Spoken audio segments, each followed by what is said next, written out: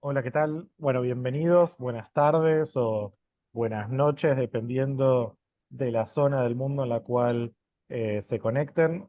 Mi nombre es Kevin, soy integrante de Meretz Argentina y les doy la bienvenida en nombre de Meretz Argentina, Meretz Uruguay, Moreshet y Yad Yari, el Centro de Documentación e Investigación de Hayom Eretz a esta actividad que llamamos Educar sobre la Shoah después del 7 de octubre, con dos invitados de lujo que ahora voy a presentar.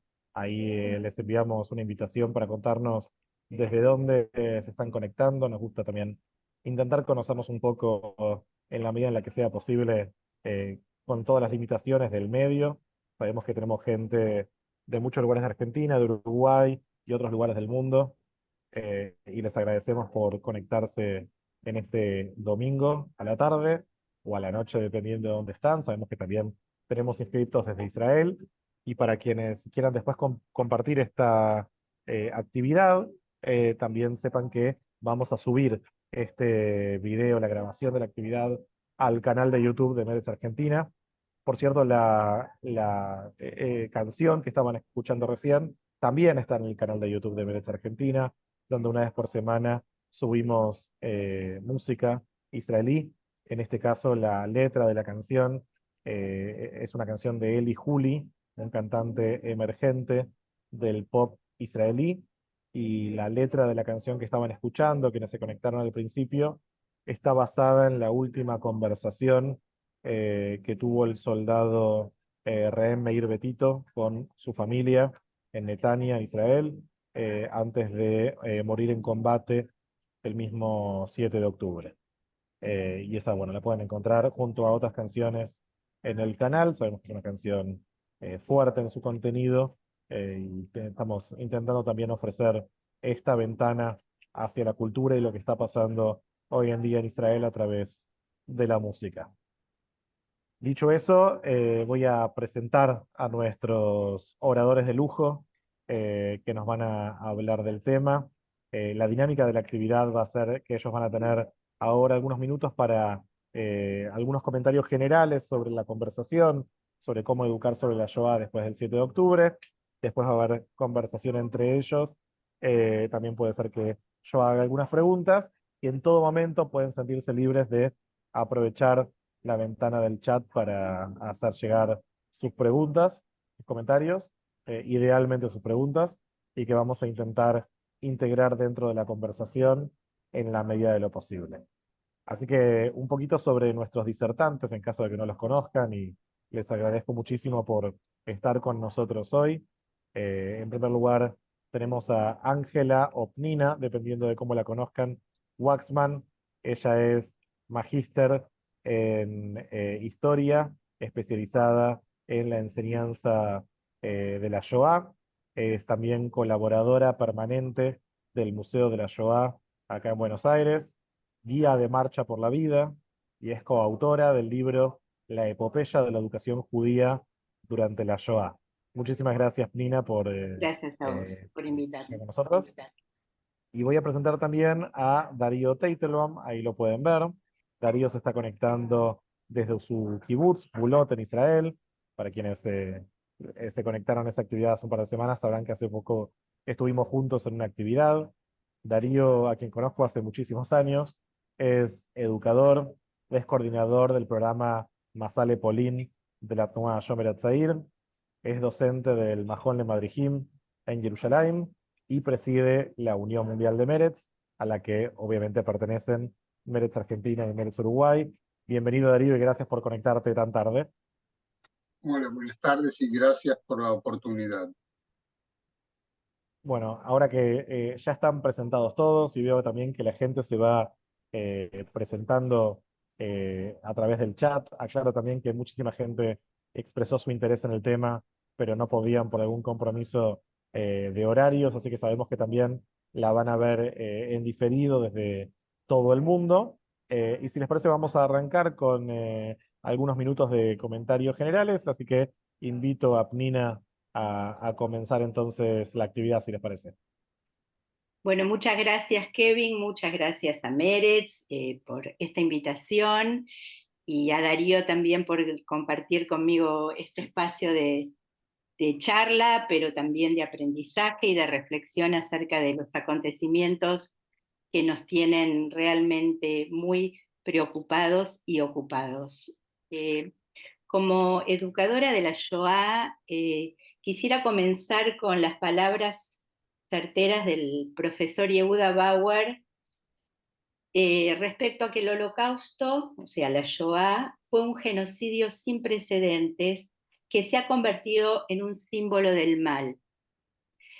Para nosotros, Auschwitz, el campo de exterminio más grande, no solo por su tamaño, sino por el número de víctimas que allí fueron exterminadas, es la representación de del sistema más completo y complejo de organización para un objetivo central que fue la de ordenar la desaparición de un pueblo, el pueblo judío, si es posible en su totalidad. ¿Por qué comienzo con esto? Porque creo que como educadora, que año tras año me planteo cuáles son los contenidos que debo programar a la hora de transmitir en la temática de la Shoah, siempre lo pensé en función de la necesidad de dar un aspecto amplio respecto a lo que esto significa. Cuando digo un aspecto amplio, ¿a qué me refiero? Fundamentalmente a que nosotros no podemos solamente tomar la temática de la Shoah como un hecho fáctico. Si quienes nos hemos formado en el estudio y en la profundización sabemos que la Shoah es un abanico muy amplio que va desde el abordaje de la temática del mal absoluto, pero también el exterminio o el intento de exterminio de todo un pueblo, pero también otro aspecto importante es tratar de reflexionar acerca de la vida de las personas, la historia humana, conocer a las personas, no es 6 millones de personas, sino que cada una de ellas representa un nombre, una familia, una historia de vida, ¿sí? Y también aquellos que se rebelaron, y de hecho conmemoramos el 81 aniversario de la rebelión del gueto de Varsovia, y esto también es un aspecto que nosotros marcamos a la hora de transmitir el tema de la Shoah. Y también, si vamos hacia el otro extremo del mal absoluto, ¿sí? Del exterminio, hablamos también del bien, porque también tenemos que marcar, y cuando enseñamos y transmitimos la temática de la Shoah, abordamos a aquellas personas que sin, entre comillas, la necesidad de jugar su vida y la de su familia para salvar a otros, a sus vecinos o a gente que no conocía, pero para salvarla, también arriesgaron sus vidas, y esto también demuestra una faceta distinta del ser humano, el mal absoluto y el bien absoluto.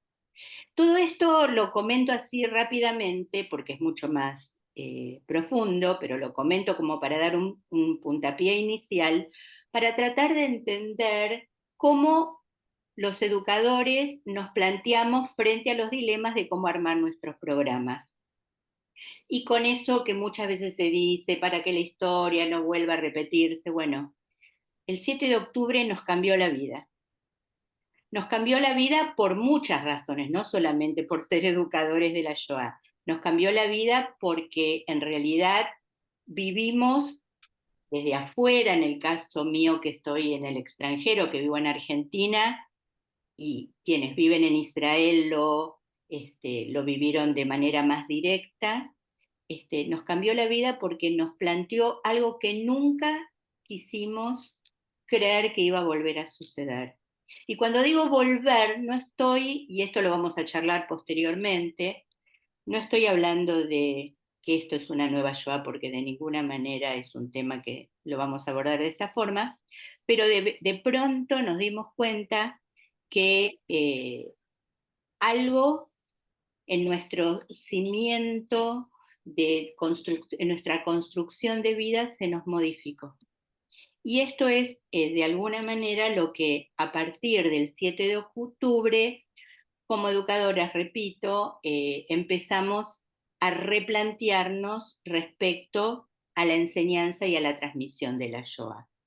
Todo lo que viene a posteriori y lo que vamos a charlar con Darío, evidentemente va a intentar hacer una reflexión acerca de estos aspectos. No quiero ahora avanzar, simplemente decir esto. Y sintetizando mi idea, es que hasta el 7 de octubre nosotros nos planteábamos la modalidad de la enseñanza de la Shoah, y la pregunta que ahora dejo picando es, a partir del 7 de octubre, ¿cómo vamos a enseñar la Shoah?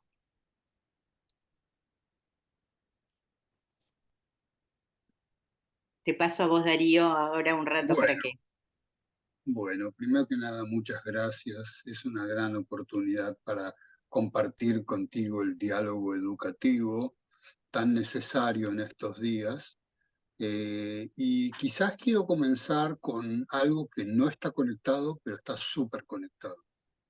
Mi gran amigo Alex Danzig del Kibbutz Nirod está en estos momentos en algún túnel de la Franja de Gaza. Y menciono a este amigo, a Alex, porque con Alex hice el primer viaje educacional a Polonia en 1987. Y en realidad lo veo a él como mi mentor, como quien me introdujo a este tema. Estuve varias veces adicionales con él en Polonia, un hombre de un humor muy peculiar, un poco ácido a veces, polaco de nacimiento, y que en estos días está, en realidad hace 200 días, está en el cautiverio del Hamas. Y me imagino que todos nosotros nos unimos a la plegaria por su pronta liberación junto con los otros 132 rehenes vivos o muertos que están en este momento en los sótanos del Hamas en la Franja de Gaza. Eh, yo creo que la necesidad de pensar de nuevo cómo enseñamos la Shoah presupone tocar 3 puntos breves que tienen que ver con el lugar donde estamos parados hoy en relación a donde estuvimos antes de la masacre. Es decir, a ver, yo diría así, la primera pregunta es develar cómo enseñábamos la Shoah antes del 7 de octubre. Vale decir, cuál es la actitud pedagógica que premiaba en las aulas de la educación judía formal, de las Tnuot Noar, los movimientos juveniles, en la educación o formación popular judía, si aquella existiera hoy en día, y cuáles son los contenidos centrales, la tendencia de formación y la narrativa aplicada por medio de la educación.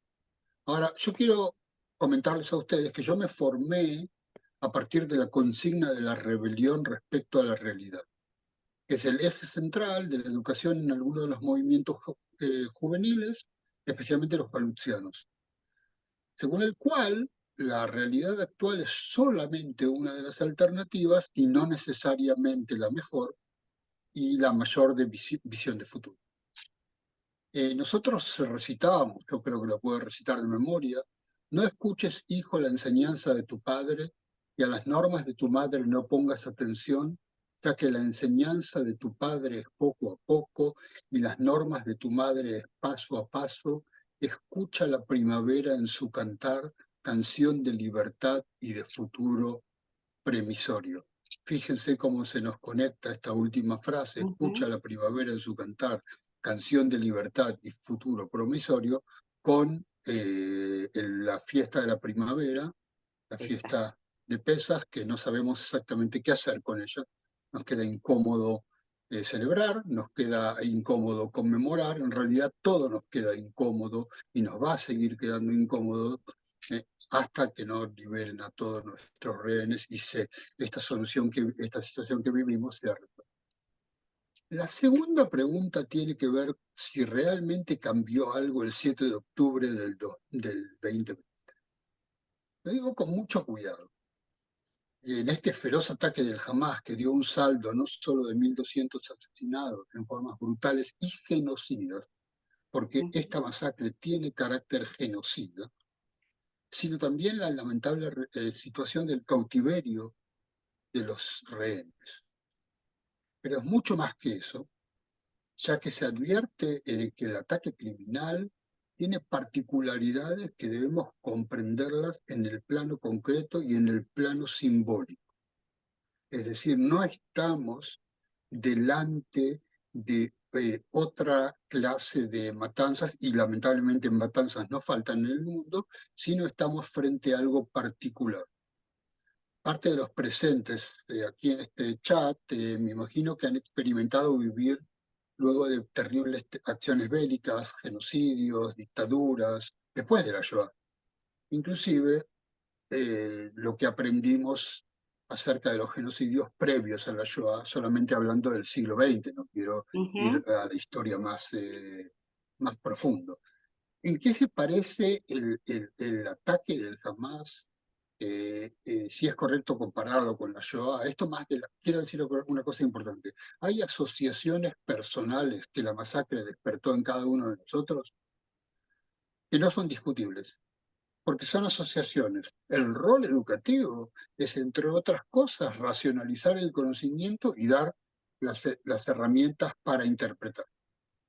La tercera pregunta tiene que ver hacia qué futuro educamos en reglas generales. Es decir, esta conexión de preguntas no tiene solamente que ver con cómo enseñábamos antes, qué decíamos antes, y tampoco tiene que ver con cuál es el impacto directo, si todo esto no está orientado de futuro, ya que, según mi humilde opinión, la enseñanza de la Shoah y de los genocidios es solamente una cápsula de conocimiento entre los demás contenidos impartidos, elaborados e integrados en la currícula escolar o educativa, o lo que sea.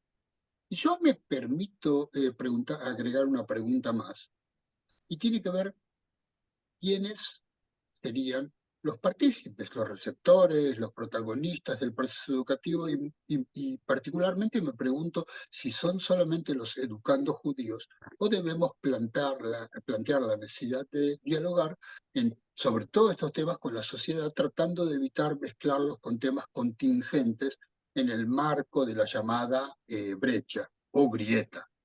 Habiendo ampliado un poco y deconstruido la pregunta central que da título a este encuentro, me permito colocar el énfasis en la pregunta que azota a cada educador frente al tema de los Shoah, que es la comparación, la analogía, el marcar las similitudes de los genocidios.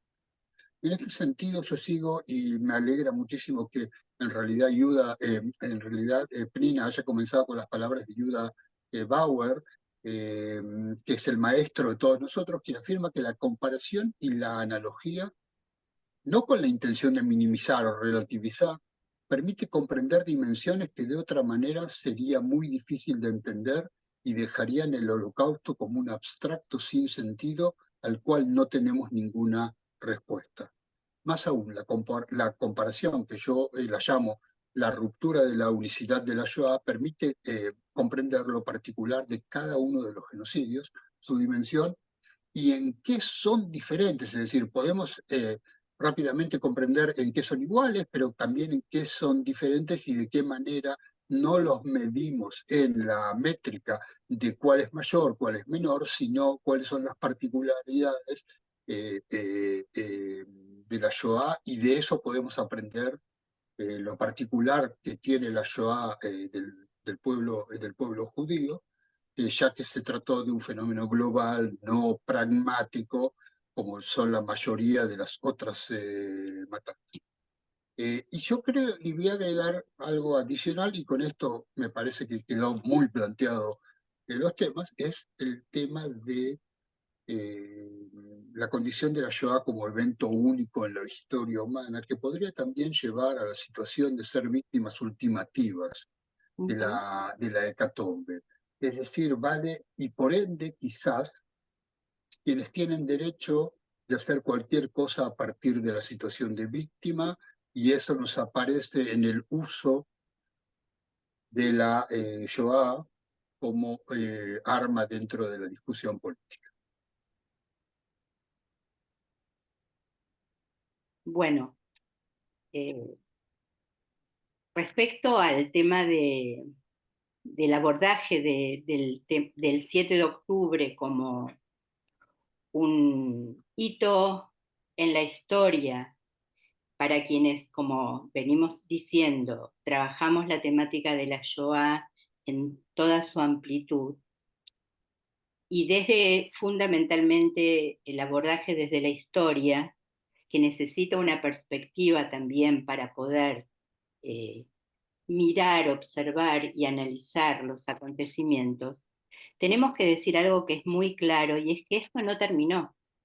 Cuando uno habla, y Darío, vos estarás de acuerdo o no, pero creo que sí, cuando el hecho ocurrido el 7 de octubre, con las matanzas de los Habrei Kibbutz, de toda la zona sur de lindera a la Franja de Gaza, la fiesta de Nova, todo eso generó un trauma, dado que eh, fue algo inesperado, fue algo sangriento, y que enseguida muchos comenzaron a compararlo. Fue una Shoah, fue un holocausto, estas matanzas, pogromos, o sea, empezaron a utilizarse todo tipo de denominaciones que obviamente a medida que fue pasando el tiempo, y no todos, pero sí algunos, empezamos a desglosar y analizar de qué manera poder denominarlo, porque fue tan impactante lo ocurrido que nos dejó realmente sin palabras. Pero lo que quiero decir también respecto a esto es que esto no terminó. O sea, no es un acontecimiento que comenzó el 7 de octubre y el 8 se terminó. Acá tenemos 132 rehenes. Sí, y así como vos conocés gente que está de rehén, yo también conozco. O sea, es muy doloroso todo lo que está ocurriendo. Y entonces poder poner en palabras de qué manera abordar la temática es muy difícil. Por supuesto que de ninguna manera coincido con las comparaciones, digamos, simplistas sobre lo ocurrido. Muchas veces aquel que dice esto fue un holocausto lo plantea como algo más de impacto emocional, más que de un análisis real y concreto de lo ocurrido. Entonces, digamos, frente a algo que ocurrió de una manera tan grave y tan repentina, más allá de otro tipo de cuestiones que no las vamos a analizar aquí, estamos hablando solo de la educación. Entonces, más allá del impacto que pudo generar el mencionar esto fue como un holocausto o esto fue un pogrom, la realidad es que hasta tanto no terminemos de resolver eh, que la situación de quienes aún están tomados como rehenes, los Hatufim, es muy difícil poder abordar la temática desde un punto de vista educativo, porque hay cuestiones que no tenemos respuestas y que no las podemos analizar y no las podemos transmitir, más allá de solo pedir o desear que cuanto antes esto se termine, con el retorno, por supuesto, de todos ellos. Así que la temática del 7 de octubre, para quienes educamos en la temática de la Shoah, se complica y se complejiza cuando queremos abordar este tema. Y con respecto al tema propiamente de la Shoah, sin duda, nuestro replanteo tiene que ver con que muchas veces, como educadores, hemos dicho, para que estas cosas no vuelvan a suceder. Nunca la historia se repite tal cual es, lo sabemos. Siempre hay distorsiones, modificaciones, y el contexto de lo que ocurrió durante la Shoah no es el mismo que el que ocurrió el 7 de octubre. Entonces, es muy difícil poder establecer hoy por hoy una dinámica distinta, ¿sí? Porque además creo que hay otros componentes muy importantes que creo que los vamos a ir analizando después, como por ejemplo la reacción del mundo ante los acontecimientos. Y Darío. acá yo creo que estás abriendo... Ah, perdón, Kevin. Por favor, Darío, no, anda, No, yo después creo que estás abriendo muchas puertas que invitan a entrar a la reflexión sobre ellas. Yo en el invierno, febrero del 2009, salí con 150 chicos de mi movimiento, de Shomerat Zair, a Polonia. Y ese fue uno de los inviernos más crudos en los últimos 20 años. No sé, uno por el estilo. Llegamos a la ciudad de Łódź, descubrimos que el cementerio todavía no le habían sacado la nieve en los caminos. Y tuvimos que, para poder entrar, tuvimos que zapotear en nieve a la altura de 60 centímetros, Wow. eh, eh, cubriendo hasta la rodilla casi, digamos. El dilema educativo fue cómo sacarlos a los chicos de la analogía que ellos hacen en la cabeza sin hablar, de nosotros vinimos de acá, terminamos de comer en el hotel, viajamos en un colectivo calefaccionado, bajamos acá bien vestidos, con botas, todo lo necesario para la nieve, y cómo fue la vida de ellos cuando todo eso no existía en el gueto de Lodi. Yo creo que una situación parecida se presenta acá. Es decir, a partir justamente de lo que vos decís y a partir de lo fresco que es, porque carece de toda perspectiva histórica. Sí tiene evidentemente equivalentes históricos que conviene tratar de pensar sobre ellos, pero sin ninguna duda no pueden escaparse a esa nieve simbólica Sí, tal cual. que los toma, que los toma corporalmente, acá los toma. Ahora, a mí me pasó, y lo digo un poco desde la cancha propia, que di clases en el Majón de Madrid. Y justo, una semana después de que comenzó el Majón, semanas, no sé por el estilo, sucedió esta guerra. Bueno, evidentemente, gran parte de los chicos dejaron el país y estaban muy interesados, ¿no? En lo que ocurría en mi zona, porque no sé si lo dije anteriormente, pero yo vivo en el Kibbutz Gvulot, a casi 8 kilómetros de la Franja de Gaza, de manera que para mí es algo personal, ¿no? Y los chicos no podían salirse de ese lugar, que es el lugar también que es el lugar de lo truculento y es el lugar de los fake news y de los real news, es decir, un montón de cosas en las cuales yo diría que casi no permite pasar algún plano un poquito más racionalizado, un poquito más, así menos que te causa ansiedad, que te causa miedo, que te causa incluso terror. Ahora, yo creo que aquí, y esto lo digo de cierta manera también como autocrítica, porque a mí me preocupa mucho el hecho de que enseñamos el Seido, para tratar de comprender realmente qué es lo que tenemos que cambiar. Sí tenemos que cambiar.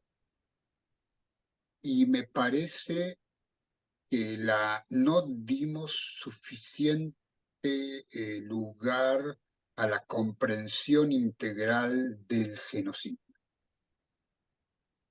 Y me parece que eso tiene que ver con una formación que quizás de la cual todos nosotros somos expresas o resultado, como decía Sartre. Somos lo que hacemos de lo que hicieron de nosotros. La gran pregunta es: ¿qué hicieron de nosotros? Si no lo colocamos en lugar de la unicidad de la Shoah como un santo santorum que no se puede tocar, que no se puede entrar, etcétera, etcétera, No. y la no comparación, de tal manera que tenés que obligar al educando que escuchó de Namibia, que escuchó de los armenios, que escuchó no solamente de los judíos y los demás grupos étnicos eliminados, y que escuchó del Khmer Rouge, y que escuchó de los Tutsis, que escuchó de la limpieza,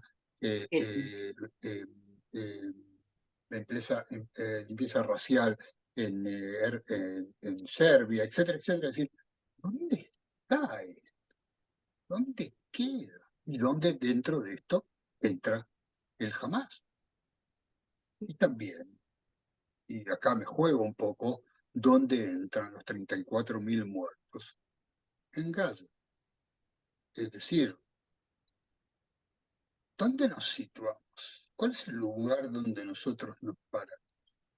¿En qué medida la comprensión y la legitimidad de los otros genocidios dan paso a la comprensión de no la unicidad, sino de la particularidad extrema que tiene la Shoah, que es el hecho de la globalidad no pragmática?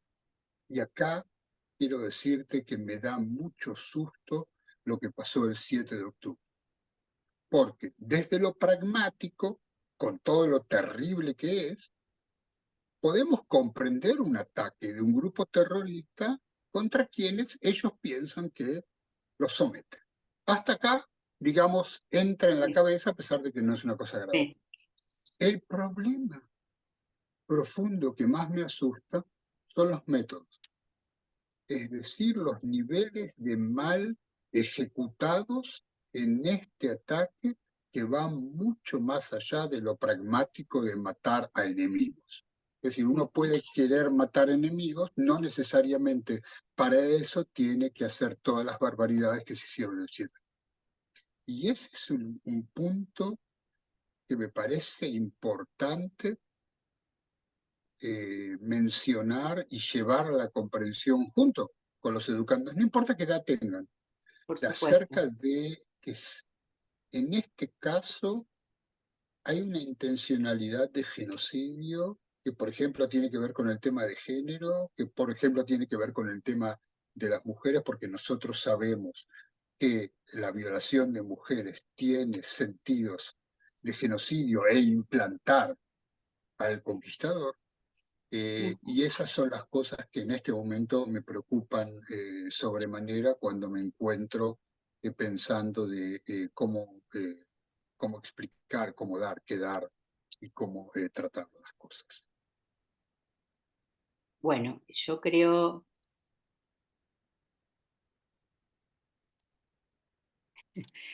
Perdón, iba a No, hacer una pregunta, pero después ustedes sigan. no, dale. Sí, perdón. No, iba a decir que me parece que acá están planteando muy claramente la tensión entre la unicidad de la Shoah y la ejemplariedad. Es decir, cuánto se puede usar para hacer comparaciones, extraer lecciones morales, lecciones históricas, aplicarlo para el presente. Y esto me parece que lleva a un debate vinculado a esto, que es si nosotros como judíos, y Darío también lo puede mencionar desde el lugar de la sociedad israelí, estamos marcados por tal vez un exceso de memoria. Y si necesariamente leemos el presente, desde esta cicatriz abierta y el miedo latente a la destrucción que nos hace, y creo que esto nos pasó a todos el 7 de octubre, pensar en pogroms, pensar en Shoah, y esto por supuesto tiene sus consecuencias políticas. Eh, entonces quería preguntar cómo se imaginan, cómo se ven parados ante este debate y qué consecuencias tiene esto para quienes trabajamos en educación. Yo creo que, bueno, antes de responder esta pregunta, quisiera agregar algo a raíz de lo que dijiste, Darío, respecto a la particularidad de la Shoah y la comparación con otros genocidios. Uno de los temas que a lo largo de... Yo trabajo con adultos, ¿no? Ya hace muchos años que no trabajo con jóvenes, a pesar de que voy a Marcha por la Vida con jóvenes, ¿sí? Pero digo, lo que hago cotidianamente o semanalmente es con adultos. Y uno de los temas que abordamos justamente entre tantos, porque son muchos años de trabajo en conjunto con estos grupos, es los otros genocidios. La Shoah y otros genocidios. Yo pertenezco a un equipo de redacción de un material que se llaman los Cuadernos de la Shoah, uno de los cuales, cada uno de los cuadernos aborda diferentes temas. Y uno era la Shoah y otros genocidios.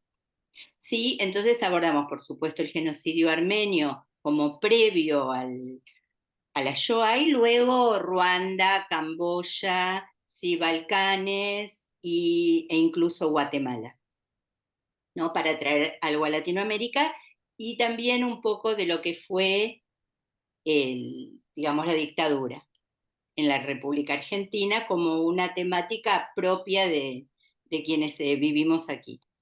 Entonces lo que quiero decir es que el impacto que generó en los educandos abordar lo que pasaba entre tutsis y hutus, ¿sí? Ese famoso genocidio de los machetes, esas violaciones tremendas que se generaban. Doy ese ejemplo, pero podemos hablar del Khmer Rouge o de cualquier otro tema tan siniestro que tuvo que ver con genocidios posteriores a la Shoah. De pronto nos hace plantearnos, ¿sí?, que a pesar de la Shoah, ¿sí?, ocurrieron estos otros genocidios, a pesar, digo, de la lección que implicó la Shoah. No pasaron tantos años para que matanzas, masacres y genocidios de estas características volvieran a ocurrir y sigan ocurriendo. Y el 7 de octubre... Y que el mundo nuevamente no diga nada, No que es diga la queja nada. que nosotros tenemos. Exactamente, exactamente. Y además de eso, entonces, llegar al 7 de octubre y volver a escuchar o ver, yo quiero decirte que, y lo digo con toda honestidad, no pude ver ninguno de los videos filmados por Hamas. No pude, no Somos dos, puedo. somos dos, No Prina. puedo, es algo, he visto cientos de imágenes de la Shoah, cientos de imágenes, pero no puedo, fue algo que me excede mis posibilidades y mi capacidad. Entonces preferí leer, obviamente, pero no mirar. No puedo, es imposible. Entonces, volver a escuchar acerca de descripciones de estas características, que las escuchamos justamente en Ruanda. Ruanda fue uno de los genocidios más atroces, ¿sí?, posteriores a la Shoah, en un lapso de no más de 100 días. Sí, vamos a Entonces, dar un dato de color, con tu permiso. sí, Alguien en China recibe un pedido de 1.200.000 machetes en China. Eh, exacto. Ese fue. Ahora, nadie se preguntó de repente en Ruanda para ¿Para qué qué? alguien necesita 1.200.000 machetes. Exactamente. Entonces, de pronto encontrarnos con esto, con lo que ocurre el 7 de octubre, es nuevamente traernos a otros genocidios y a entender qué le pasa al mundo. Nuevamente estamos siendo testigos de el mirar para otro lado. Y esta es una parte. Porque también está una segunda cuestión que tiene que ver con el, llamémoslo poéticamente, el reverdecer del antisemitismo. en todas sus facetas. ¿Mm? Entonces, nuevamente, es difícil con todo esto tratar de pensar cómo hacerlo. Y se me presenta la frase que vos conocés, yo conozco, de cómo fue humanamente posible. ¿Sí? ¿Cómo es humanamente posible? Ni siquiera es cómo fue, porque fue es en el pasado. Estamos hablando en el presente. ¿Cómo es humanamente posible soportar y ver lo que está ocurriendo, lo que ocurrió y lo que, como dije antes, todavía no terminó?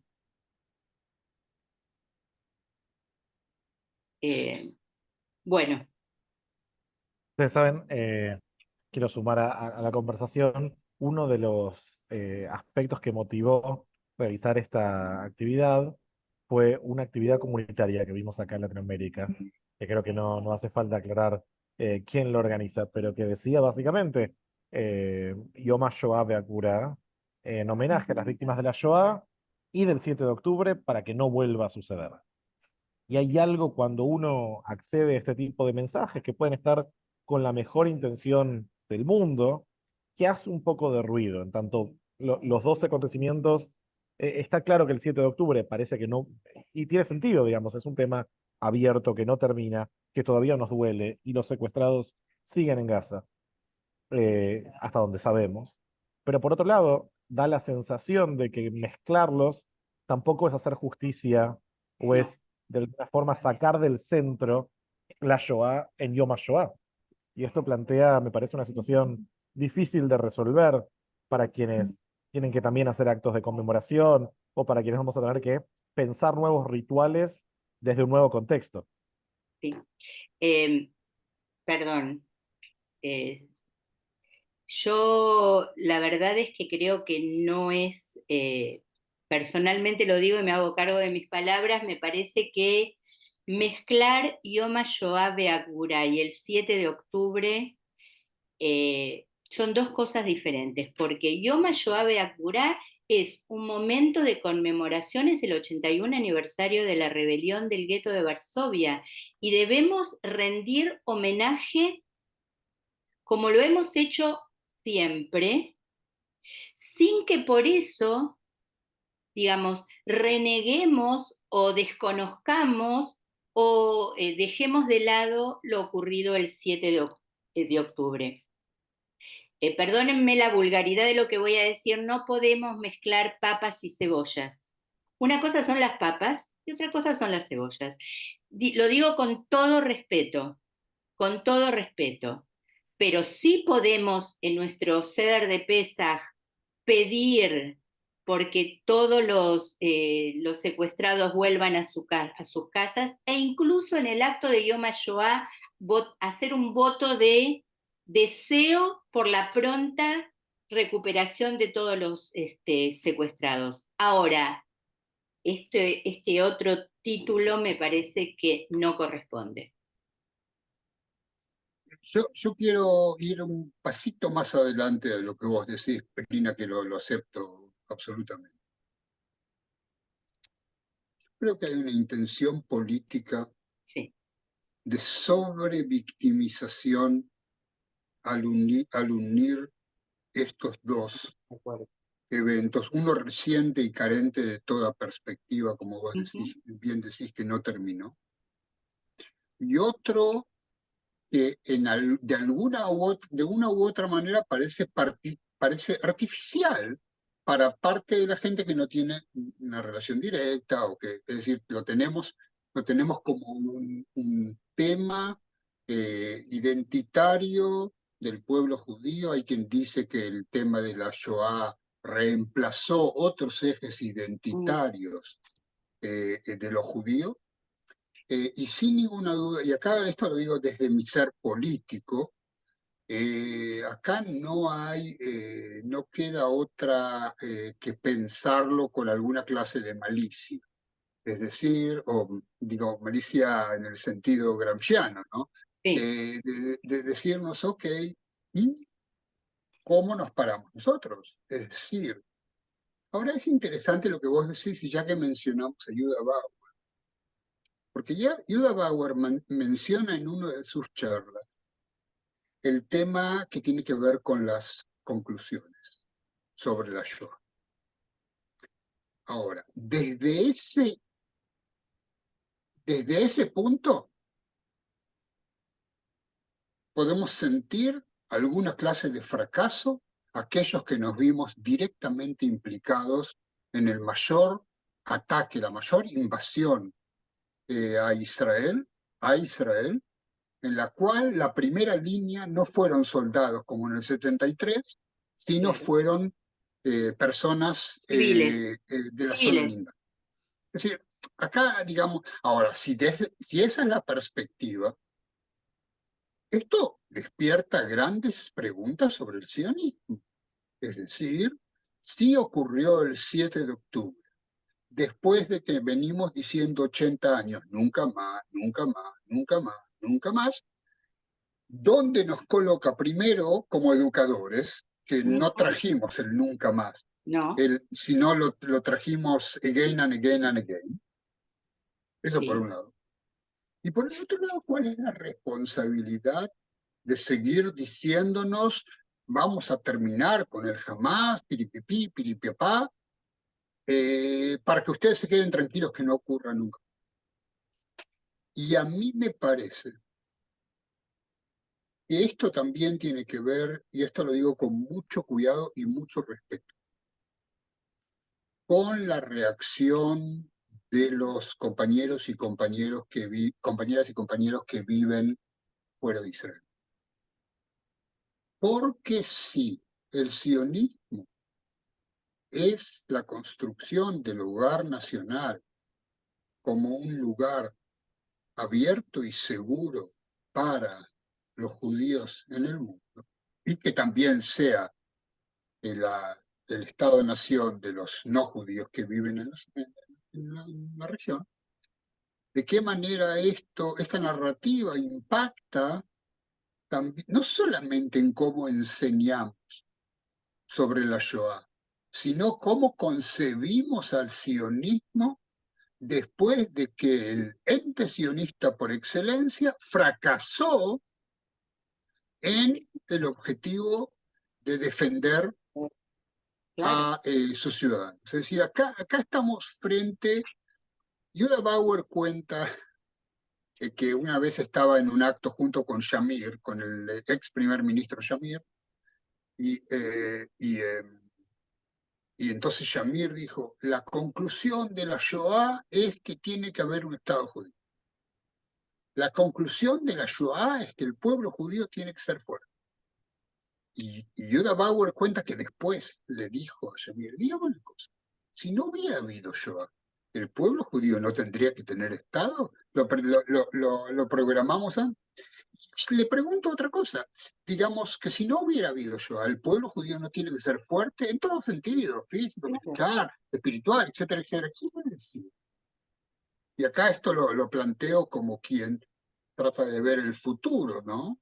De en qué medida nosotros acá vamos a tener una deuda narrativa. Acá se nos rompe un poco la narrativa, eso quiero. Exacto, Es decir, si exactamente. 1.200 personas fueron Asesinadas. asesinados de manera que nos Claro. recuerda el holocausto, Tal cual. quiere decir que hay una ruptura de narrativa. Y quizás el rol de los educadores sería reconstruir esa narrativa. ¿Cómo lo Así hacemos? es. Y es difícil porque vuelvo a repetir lo que dije antes, estamos todavía en carne viva, no tenemos esa perspectiva que nos permite hacer un análisis más exhaustivo y como vos decís correctamente y coincido, cambiar esa narrativa. Es lo mismo, a mí se me ocurrió pensar cuando contabas la anécdota de Bauer con Shamir, se me ocurrió pensar en esa famosa frase que siempre escuchamos, gracias a la Shoah que se creó el Estado de Israel. Son pavadas. Casi no se crea el Estado de Israel por Bueno, la Shoah. pero lo que quiero decir, lo digo porque mucha gente dice gracias entre comillas lo digo, por supuesto, claro que no es así, pero no importa, pero mucha gente dice, gracias a la Shoah, o sea, que el Estado de Israel es producto de una tragedia humana, no, por favor, de ninguna manera, ¿entendés?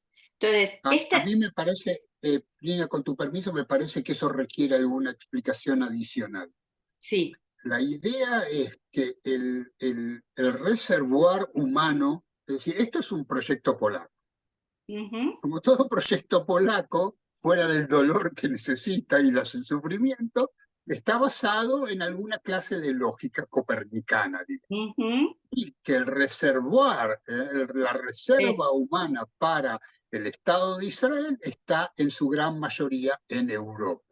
Uh-huh. Y no se tomaron en cuenta suficientemente los judíos del Magreb y de la Mesopotamia.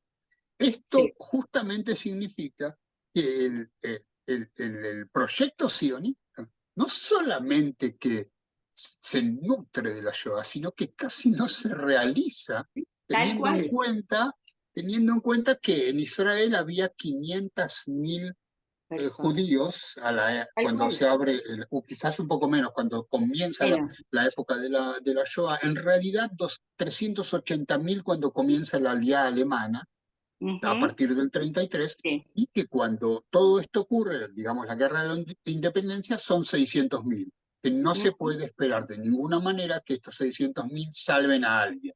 Claro. Quiere Tal decir cual. que toda esta idea del lugar que si hubiera existido Sí. Israel, No, no, no, no. Pero bueno, creo que es interesante mirar estos diferentes aspectos, ¿sí? De la construcción de la realidad, porque siempre que analizamos o enseñamos temáticas de la Shoah que tienen que ver con las, digamos, la posibilidad o no o imposibilidad de los judíos de poder, digamos, escaparse de Europa, ¿sí? Y llegar a Israel por los medios que pudieran, ¿sí? Nos muestra justamente que, o casualidad, a partir del 39, el libro blanco de McDonald, etcétera, etcétera, corta, digamos, justamente corta, digamos, la posibilidad real del escape que todavía era posible, digamos. y deja 5.000 chicos de los movimientos juveniles en la Claro, Sharot sin poder claro, hacer el viaje. tal cual, tal cual.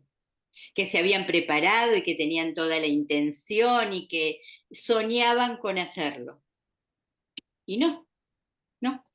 Así que son muchos aspectos, Darío, que deberíamos analizar y que este espacio no alcanza, digamos, pero realmente todos estos planteos son sumamente importantes a la hora de repensarnos, transmitiendo la temática de la Shoah. Y yo te cuento mi propia experiencia de este año.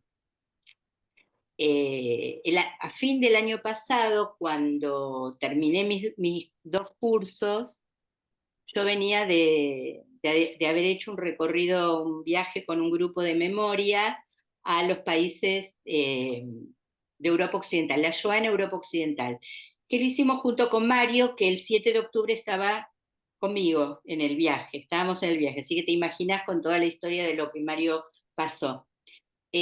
Cuando llegamos a cuando llegué a Buenos Aires y ya prácticamente terminaba el año lectivo, yo en ese momento estaba enseñando la Shoah en Hungría y la Shoah en Rumania. Terminó el año y una alumna me dice, que casualmente había viajado conmigo dice, Nina, el año próximo, ¿cuál va a ser el tema que vas a abordar? Y le dije, mira, la verdad que no sé, déjame pensar. Entonces me dijo algo que me sirvió y que lo utilicé. Dice, nosotros deberíamos estudiar sobre el antisemitismo, que es otro de los temas que deberíamos analizar, el efecto del antisemitismo a partir del 7 de octubre. Entonces, la realidad es que este año mis cursos abordan la temática de la Shoah, perdón, la temática del antisemitismo, no desde el punto de vista retrospectivamente, soy historiadora y no puedo hacerlo de otra manera, pero no como una historia judía, no la historia judía a lo largo del tiempo, sino la historia del antisemitismo, la construcción del otro a través del tiempo, que me parece que es un tema que realmente les interesa y que nos posibilita pensar esto que está pasando, el fenómeno del antisemitismo a nivel global, ¿sí? En nuestro país y en todos los demás países, en Europa, en Estados Unidos, etcétera, etcétera. Entonces digo, a la hora de repensar la temática de cómo un abordaje a partir del 7 de octubre, quizá tendríamos que empezar a pensar en otros temas que, si bien no son concretamente, porque en algún momento sí vamos a hablar del periodo nazi, pero por ahora estamos en un tema mucho más temprano, de cómo se construyó el otro a lo largo del tiempo, ¿no? Entonces, quizás eso sea la posibilidad de poder abordar otros temas que, si bien no son concretamente la Shoah, pero sí nos permiten pensar en este momento que estamos viviendo. Y Correcto. sumo a la Alguien conversación, si les preguntó en el parece. chat, ¿Kevin, estamos bien? ¿Sí me escuchan? Sí, sí, es muy bajito te escucho. Justo Yo. iba a leer en Ahora el sí. chat, iba a leer del chat algo que me parece que es pertinente para lo que están diciendo, que es, algunos también señalan que la forma en la que nos acercamos a este nuevo Yom HaShoah no solamente es uno donde muchos judíos están más enfrentados en la cotidianidad con la noción del antisemitismo alrededor, con el recrudecimiento del antisemitismo, sino también en un contexto en el cual Israel mismo está acusado de hacer un genocidio.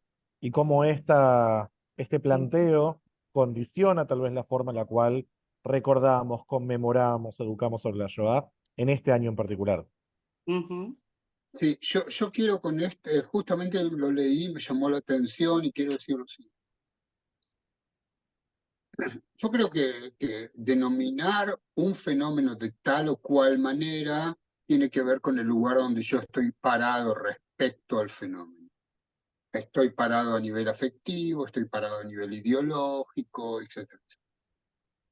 Evidentemente, el argumento sostenido respecto a lo que está ocurriendo en Gaza, que es una verdadera tragedia, Uh-huh. es lo proporcional o desproporcional entre, como si alguien desde el humanismo podría medir cuál es esa simetría o cuál es esa asimetría. Y justamente me parece que es importante reconocer, independientemente de quién sea la culpa, que lo que ocurre en Gaza es una tragedia humanitaria, es ¿Sí? decir, no menos que eso. Pero si nosotros queremos confrontar el argumento de que nosotros ejercitamos una limpieza étnica o ejercitamos un genocidio, sí tenemos que ir a la raíz de la relación constante y no congelarlo en el 7 de octubre o en estos 6 meses, sino ver de qué manera se desarrolla la población palestina a lo largo de los años. Y que esto demuestra que de ninguna manera Israel tiene intenciones genocidas, porque si las tuviera, habría una reducción significativa de la población palestina, y no solamente que no existe esa reducción, sino también que en realidad es una sociedad que crece y que se diferencia entre sí. Es decir, con el crecimiento también se diferencia entre la Franja de Gaza y la Cisjordania. A veces decimos que la diferencia entre Gaza y la Cisjordania, y creo que lo demostraron el 7 de octubre, que la gente de Gaza no tiene nada que perder y la gente de la Cisjordania tiene mucho que perder, y ni hablar de los palestinos ciudadanos de Israel, que demostraron una profunda solidaridad con la sociedad israelí, con la sociedad beduina, y no hubo ni siquiera una manifestación significativa para repudiar lo que hace Israel. Y estamos hablando de 6 meses que pasaron, así no estamos en el momento del shock que no sabíamos qué hacer, estamos en el momento que ya está, por cierto, está elaborado y vemos la conducta de la sociedad árabe israelí. Yo no estoy muy de acuerdo con esos términos, pero es el más común, que en realidad primero que nada nos quieren decir lo siguiente: nosotros no somos ellos, entre otras cosas, porque somos ciudadanos de un Estado, a pesar de que a veces somos tratados como de segunda clase, etcétera, etcétera. De todas maneras, algo pasó a lo largo de estos 80 años, 76 años en realidad de independencia, que también nos permite identificarnos con el dolor de nuestros co-ciudadanos, más allá de lo que está ocurriendo en la frontera. Habiendo dicho esto, a mí sí me parece importante, me parece importante decir, a ver, Gaza no es el gueto del Varsovia.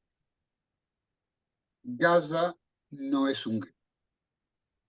Pero después de que dije que no es, hay que decir qué es. Sí. Y Gaza es una cárcel de techo abierto, controlada por 2 países y bloqueada por sus 4 costados. Eso no la transforma en Varsovia. La transforma en un lugar donde se desarrolla una crisis humanitaria que nutre el fundamentalismo, que incrementa la violencia y que nos lleva al 7 de octubre. Quiere decir que estamos hablando en realidad de un proceso adverso al proceso alemán del nazismo. Así esto le agregamos. Dicho sea de paso, tampoco vimos grandes manifestaciones en la Cisjordania. Es decir, sí, el eje de Irán, Hezbollah, Hamas, los Houthi en Yemen pensaban que esto iba a prender fuego Judea y Samaria, no ocurrió a pesar de que el número de atentados crecieron, lamentablemente. Y yo creo que para mí me lleva a esto a la reflexión de qué rescatar. Me parece importante justamente para comprender la dimensión y poder tratar de explicar la cosa evidentemente difícil, es también el rescate, tanto de lo simbólico como de lo concreto. Agamben, Giorgio Agamben, escribe en realidad un análisis que tiene que ver, analiza lo que escribió Primo Levi en un libro que se llama Lo que quedó después. Era de Auschwitz. Y él analiza la condición humana de los seres que pueden ser ejecutables. Lo desarrolla después en un libro que se llama Homo Sacra. Y de cierta manera nos presenta una nueva construcción de quiénes son victimables. Y el gran temor mío es que la sociedad israelí, respecto a la sociedad extrema islam, no me queda ninguna duda, el pueblo judío es victimable. Lo dicen. No es que uno tiene que llegar a una conclusión, lo dicen. El pueblo judío es victimable. Sí. El problema, y que de cierta manera se pone más duro aún, que parte de la sociedad judía piensa que los árabes son victimables. Y eso también es una ruptura de la tradición judía.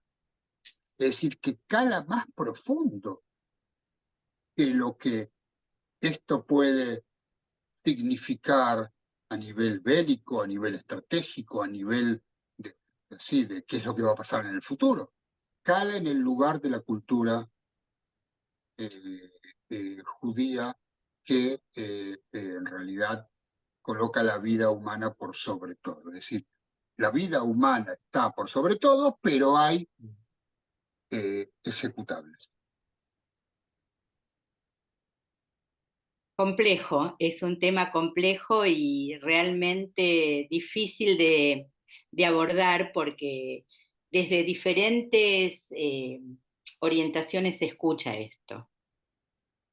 Se escucha mucho y se escucha esto de, bueno, que se mueran todos. ¿Sí? Si nos hicieron esto, más allá de que jamás y...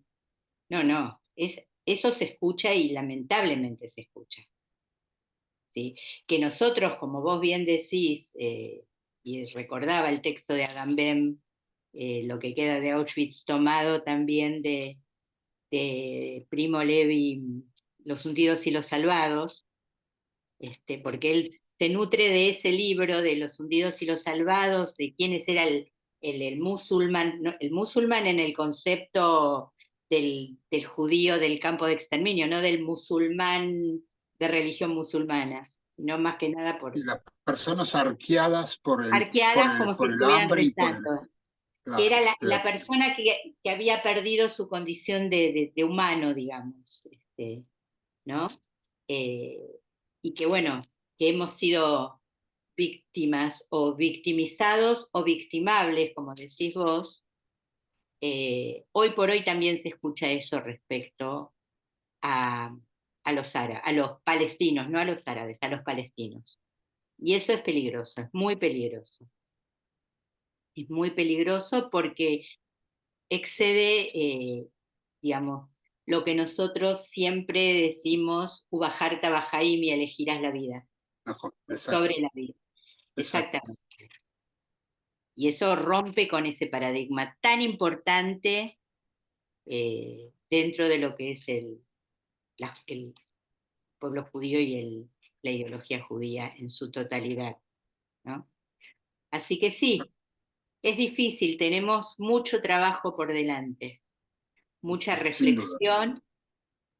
reflexión, mucha leer hoy por hoy, sé yo, artículos importantes, discusiones historiográficas, hemos mencionado algunos autores con los que coincidimos, Javi Dreyfus, Sidina Porat, que tienen una mirada muy especial, y bueno, otros, qué sé yo. Hay artículos muy controversiales, ¿sí? Entre de Justo historiadores sobre que se esto, pelean respecto a la posición del holocausto después del 7 de octubre. ¿No? Hay justo mucho para sobre hablar. esto, te quería comentar que hace escasas 3 semanas estuve en la presentación de Yalkut Moreshet, que Mm, es en realidad una clase de compendio anual que realiza Moreshet, el centro donde yo sí, trabajo en otras áreas. Y en realidad estaba toda la primera línea, es decir, el que hizo la salutación fue evidentemente Yehuda Bauer, pero estaban ahí Javi Dreyfus, estaba ahí Abiu Ben-Nun, que mm, cuenta siempre la historia de la madre, cuyas memorias fueron fraguadas. Estuvo ahí Dina Porat, es decir, estuvo en la primera línea y en realidad ellos, yo creo que había una sensación de perplejidad aún respecto a lo que nosotros transitamos. Y y hay más mucho para aún, discutir también con Omer Bartov, que tiene una obvio, posición obvio, obvio. para Ahora, discutir. yo creo que vos tocaste un tema que es un tema para mí cardinal, que tiene que ver con el tema del antisemitismo. Y ese despertar o ese florecer, son las Mm, flores del mal, pero sí, ese Flores del Mal, florecer exacto. que Sí, nosotros vemos y que de cierta manera tiene formas diferentes en cada uno de los lugares, no necesariamente en todo, pero también tiene que ver con la filiación con movimientos extremadamente neoliberales y que su actitud raya con el fascismo. Es decir, y que acá quiero alejarme, Marjike Dut, ¿no? Quiero alejarme de lo contingente y darlo, por supuesto, a los casos de Hungría y Polonia, en el cual aparece, por un lado, una actitud filo-israelí y por el otro lado, un profundo antisemitismo. Y que en realidad conviven. Pero lo peor, que quien también convive con eso, es el Estado de Israel. Es decir, cuando nosotros decimos, nosotros debemos luchar contra el antisemitismo, y uno se pregunta, ok, ¿por qué no comenzamos con Hungría? Que hay una persecución con dedo respecto a cierta gente. Sí. ¿O por qué no lo comenzamos con el supremacismo blanco en Estados Unidos? Nuevamente, yo me alejo lo máximo posible de los escenarios más cercanos. ¿Y en qué medida esto se hace? Y yo acá quiero decir una cosa que puede causar un cierto escozor, no a vos quizás, pero quizás a nuestra audiencia. ¿Cómo se le da, en el caso mío por lo menos, cómo se los cruza por izquierda? Es decir, a mí no me vas a correr. Vengo de la Shomer Hatzair, vivo en el Kibbutz Gvulot, están registradas mis acciones a favor de la paz, así que los lemas tuyos desde el mar hasta el río, etcétera, Sí. etcétera, etcétera, guárdatelos para vos porque a mí no me causan absolutamente ninguna impresión y yo vengo con los créditos, ¿sí? Las charreteras de la paz, para decirte vos no sos humanista, vos no sos de izquierda, vos no sos nada. Y en este momento estás ejecutando pensamientos o acciones antisemitas de baja calaña. Yo creo que en ese sentido el Estado de Israel, con el cual al cual profundamente quiero, pero no me gusta tal cual está ahora, comete el error de lo que se llama la línea de la Asbara, la línea uniforme de la Asbara, y que no permite la entrada a sectores que quizás se puede dialogar con ellos. Con los antisemitas no hay nada. No, Pero no hay se puede. sectores que están No. arrastrados, que están, qué sé yo, están influenciados. Y sin ninguna duda, no sé cómo vos lo ves desde Argentina, yo acá en Israel, si no busco las imágenes más cruentas y crueles de Gaza, no las encuentro. No están en los medios israelíes. Es ¿No? evidentemente que hay gente que las busca. Yo no. Claro. Y concuerdo contigo acerca de no ver las películas terribles del Hamas. Pero bueno, creo que me lo hice un poquito largo. Kevin, ¿qué contás? ¿Qué no sé? Dale, sí, nos está acá pidiendo. Sí, yo Sí, estoy. justo iba a consultar, digo, una de las preguntas que también llegan por privado es, y creo que Darío dio el pie para esto, si tenemos acá una diferencia entre una experiencia judía diaspórica que podríamos vivir Prina y yo desde Buenos Aires y la mayoría de la gente que se conecta, Usemos comunidades judías, no usemos comunidades diaspórico, judías porque suena fuera de peyorativo. Israel. Darío comentó cómo este dilema en particular toma forma desde Israel y quería consultarles si sienten que en esto tenemos acá una diferencia fundamental en idiomas o en cómo vivimos esto fuera de Israel. eh, yo te cuento mi propia experiencia, o sea, mi experiencia en el medio, digamos. La realidad es que la gente está, digamos, en el medio donde yo me manejo, hablo del Museo de la Shoah, hablo de algunas de judaica, que también doy clase ahí, no en el colegio, sino tengo el grupo de adultos. La realidad es que hay una profunda identificación digamos, con la situación que se ha vivido a partir del 7 de octubre, los actos que se realizaron, digamos, hace poquito, pidiendo el retorno de los secuestrados, fue para lo que es la ciudad de Buenos Aires, sí, importante, hubo mucha gente, era un día de semana, un día lunes, a las 6 de la tarde, fue muy convocante, como otros que se hicieron en otro momento, y la gente está conmocionada, pero digamos, esto es lo que yo puedo, digamos, ver desde que hay gente indiferente, por supuesto, la hay siempre.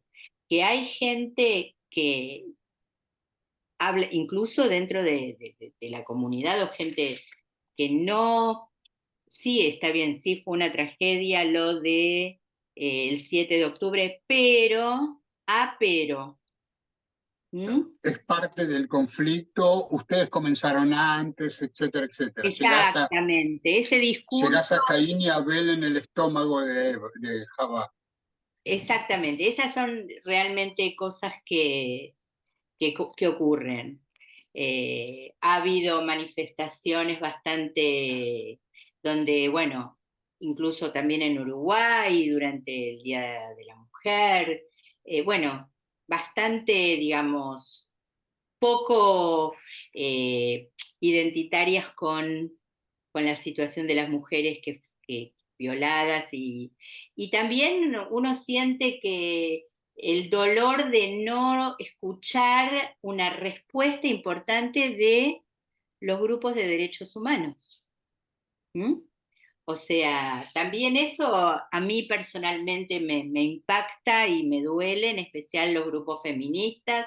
No digo que todos, pero no hay como un grito unificado, digamos, respecto a lo que pasó con estas chicas, tanto el 7 de octubre como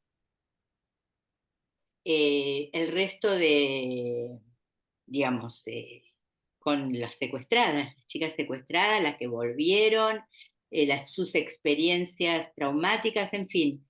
Me parece que en ese sentido, más allá de no gritar from the river to the sea, es lo mismo, ¿sí? Eso es lo que yo creo, lo que a mí me parece. Gracias, Yo, Nina. Y yo quiero acá ah, tomar casi el final de lo que dijiste, Nina, Sí. porque me parece que hay un ángulo muy importante acá y que no, evidentemente, ni siquiera podemos abrirlo acá en este momento, pero me parece que ya casi da sentido al próximo encuentro, Ujú. digamos, y es el tema de género, Sí, que tiene que ver con la Shoah y que tiene que por ver supuesto. con los genocidios y que tiene que ver con lo que pasó el 7 de octubre. Eh, Me parece que es un tema, es un abordaje necesario, imprescindible, y que también puede un poco variar el público que esté dispuesto a escuchar sobre el asunto, que no necesariamente sea el público clásico que tiene interés o el público docente que lo ve también como un recurso profesional, sino que pueda abrir un poco la cancha. Yo personalmente, digamos, es un tema que a mí me motiva mucho.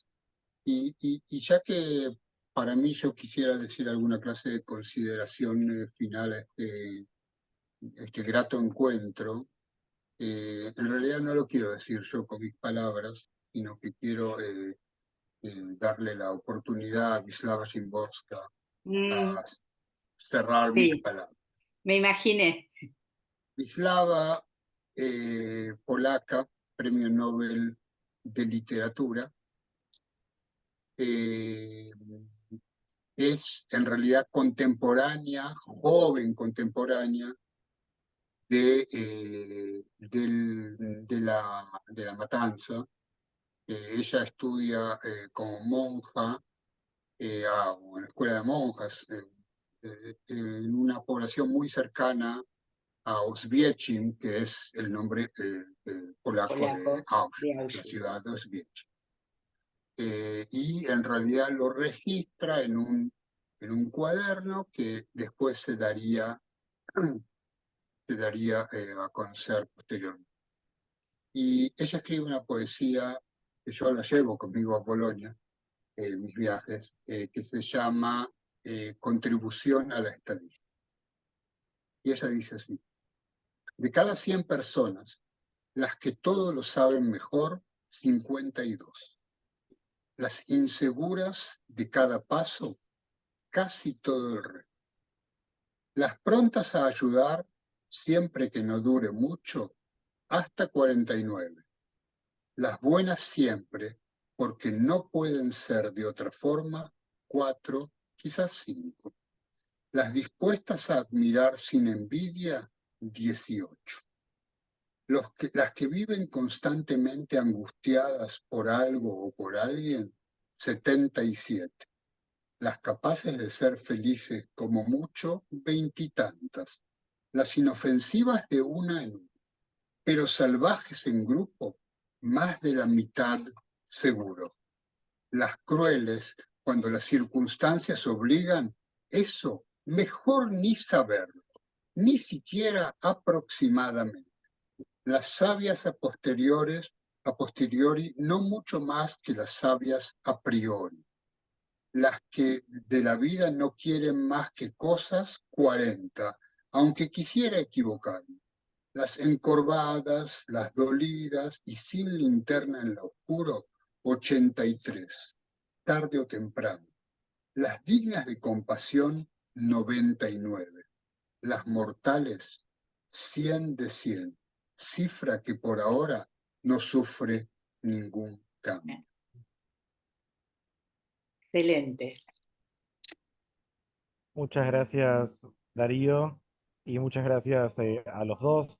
Bueno, me parece que fue un intercambio que necesariamente quedó corto para el tiempo, pero también nos deja mucho material para pensar y para encarar esta nueva llegada de Yom HaShoah en este contexto tan particular. Les agradezco a los dos de parte de los organizadores. No quiero dejar de decir que también tenemos gente acá en el Zoom del Centro Progresista Judío de Chile, y ahí piden un curso, solamente para que tengan en cuenta. Para quienes todavía no saben, también vamos a estar el miércoles en Buenos Aires, para quienes se conectan desde Buenos Aires, en una charla presencial con Yoel Schwartz, hablando del día después, Gaza, Irán, Israel. Todavía tienen tiempo para conectarse, esta charla se va a hacer en Almagro, y todavía tenemos algunos cupos para el CER de pesas comunitario que se va a hacer en Buenos Aires el viernes. Ya tenemos más de 200 personas anotadas, pero todavía hay lugar. Pero tienen tiempos para anotarse hasta el martes.